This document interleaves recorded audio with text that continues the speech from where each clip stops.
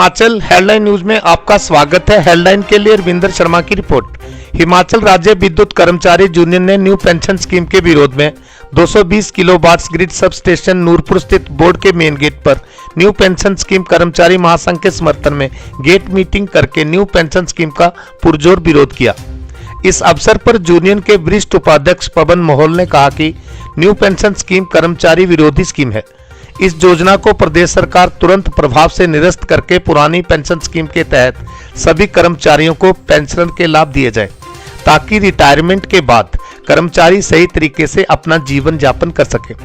New pension scheme पर विस्तृत जानकारी देते हुए यूनियन के वरिष्ठ उपाध्यक्ष पवन मोहल ने कहा कि जो हमारे कर्मचारी हैं जिनका जो ईपीएफ है वो 10% कटता है और गवर्नमेंट इसमें 14% अपना शेयर डालती है। ये टोटल जो बनता है हमारा 24% शेयर बनता है। तो जब कर्मचारी रिटायर होता है तो जो इसकी पॉलिसी का जो इसमें पॉलिसी में जो बनाया गया है, इसमें जो रूल एंड रेगुलेशन बनाए गए हैं उसमें क्या करते हैं, पर रिटायरमेंट जब आदमी की आती है एनपीएस के कर्मचारी की तो 60% उसके अमाउंट से उसको पे कर दिया जाता है और 40% जो अमाउंट बचता है उसका पेंशन लगा दिया जाता है। वो करीब यहाँ 1200 और 1500 के करीब बनता है, जो कि सरासर गलत है। नंबर 2 पे कहना चाहूँगा कि आज जो हमारे एनपीएस के कर्मचारी अपना एनपीएस कटवाते हैं उसमें भी एक बहुत बड़ा जो है कर्मचारियों के साथ एक छलावा है।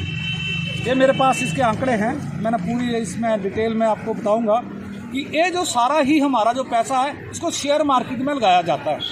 हम केंद्र सरकार से और प्रदेश सरकार से कहना चाहते हैं कि हमको लाले नहीं है, हम कोई ठेकेदार नहीं है, हम कर्मचारी हैं। कर्मचारी को जितना पैसा मिलता है वो हैंड टू माउथ होता है। तो ये जो है शेयर मार्केट में हमारा पैसा लगाया जाता है और अगर हमने अपना जीपीएफ इससे ईपीएफ से पैसा हमने विड्रॉ करना है तो हमारे को अमाउंट नहीं मिलता। जो 10% एम्प्लॉयज़ का, 14% सरकार का, 24% जो शेयर बनता है, अगर उसमें हम विड्रॉल लेना चाहें तो सबसे पहले बार उसमें ये लगाई गई है कि आपकी 5 वर्ष की सेवा अवधि होनी चाहिए। अगर आपके 5 साल से कम आपने नौकरी की है एनपीएस के कर्मचारी ने तो उसको इसमें विड्रॉल लेने का हकदार नहीं है। नंबर 2, जो अमाउंट जो अगर आपने 5 लाख की आपको ज़रूरत है वो आपको नहीं मिलेगा। जो अमाउंट आपका 10% कर्मचारी का कटता है, 10% से भी 25% शेयर वो कर्मचारी अपना निकाल सकता है, जो कि एक बहुत बड़ा कर्मचारियों के साथ अन्याय है। क्योंकि किसी कर्मचारी ने अपने बच्चों का फीस देना है, उसको 2 लाख, 4 लाख, 5 लाख की ज़रूरत होती है, मगर वो अमाउंट कर्मचारी को उतना नहीं दे पाते। मैं आज की तारीख में आपको बताना चाहूँगा कि हमारे एक साथी हैं, इनका आज की तारीख में जो एनपीएस में पैसा जो जमा हुआ है वो करीब 17,04,960 रुपया, ठीक है। और इसने अगर कल रात का मैंने डिटेल निकाला है, अगर इस आदमी ने 17,000 से अगर अपना विड्रॉल लेना है उसको मात्र 52,905 रुपये दिए जाते हैं। तो हम जो प्रदेश सरकार से जानना चाहते हैं, केंद्र सरकार से जानना चाहते हैं कि ये कौन सी नई पेंशन स्कीम जो है कहाँ तक सही है।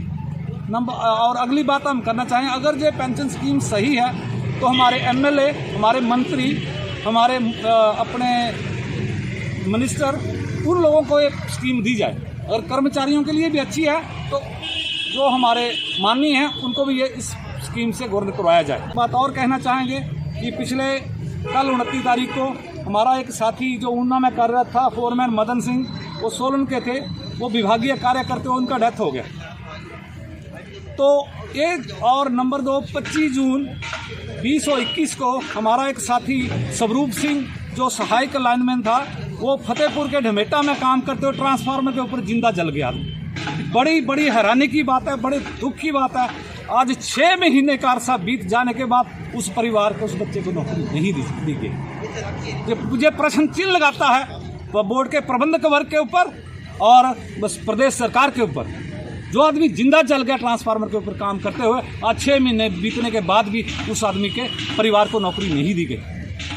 और जिस टाइम इस हमारे साथी की डेथ हुई थी, हमारे माननीय जो विद्युत मंत्री हैं चौधरी सुखराम जी उनके घर गए थे, 2 लाख रुपए की एक्स ग्रेशिया की उनको ग्रांट की घर में जाकर के देके आए थे जो कर्मचारियों को मिलता है।